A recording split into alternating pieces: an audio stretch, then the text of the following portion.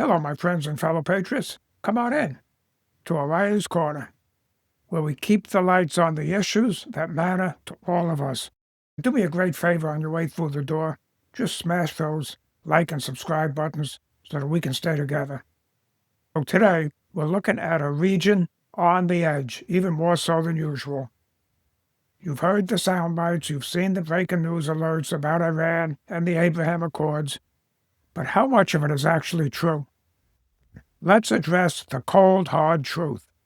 And the cold, hard truth is that Middle East peace is impossible while the current Iranian extreme regime exists, and how the Abraham Accords are shifting regional alliances. There's a massive gap between the rhetoric coming out of Washington and the military reality on the ground, or more precisely in this case, in the air overhead. Some say the Abraham Accords are dead in the water. Others claim a full-scale strike on Iran's nuclear and other structures is a foregone conclusion, as opposed to the surgical strike we've been conducting so far. But if you look at the actual regional alliances forming, a whole different story emerges. Stay with me here, because we're going to launch a direct strike separating fear from fiction. We're going to bust both of the biggest myths regarding security in the Middle East. Let's get real. Myth number one.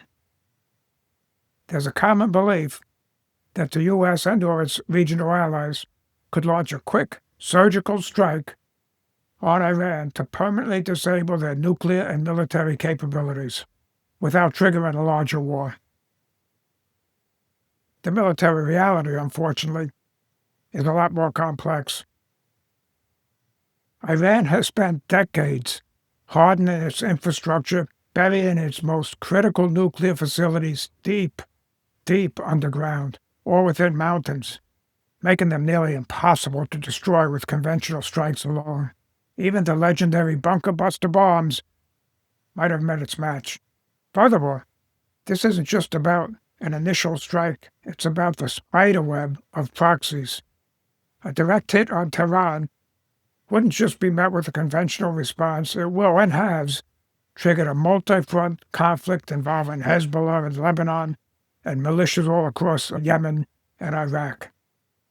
So, is the risk of a regional blowback worth the price of a strike?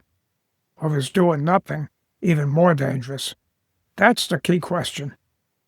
And in my mind, doing nothing would have resulted in a far more dangerous region and a far more dangerous world. Feel free to agree with me or disagree with me in the comments, please. I read, respond, and appreciate them all. Myth number two. Many believe, understandably so, because that's what the media is spewing, that these accords were strictly about recognition or maybe some vague business deals with no real teeth when it comes to the hard military realities of the Middle East. Well, that reality is the Accords have quietly created an historic shift in regional security. For the first time, we are seeing intelligence sharing and coordinated radar tracking between Israel and several Arab nations. Just the thought of this was unimaginable before the Abraham Accords. The Arab and Israeli nations are no longer just paper partners. They are increasingly integrating into a unified front against a common threat, that threat being Iran and their drones and their missile attacks. And this shift moves the security burden away from just the U.S. intervention and onto a collective regional response, a collective regional effort. And the Accord is only going to widen after this conflict. You wait and see. So, is this new alliance the key to peace and stability in the Middle East, or is it just a new line in the sand? Leave your thoughts in the comments below. As I said, I read, appreciate, and respond to every single one of them. Hey, thanks for stopping in O'Reilly's Corner. I hope you guys enjoyed being here as much as I've enjoyed having you. And if you haven't already done so, please, on your way out the door, just smash those like and subscribe buttons.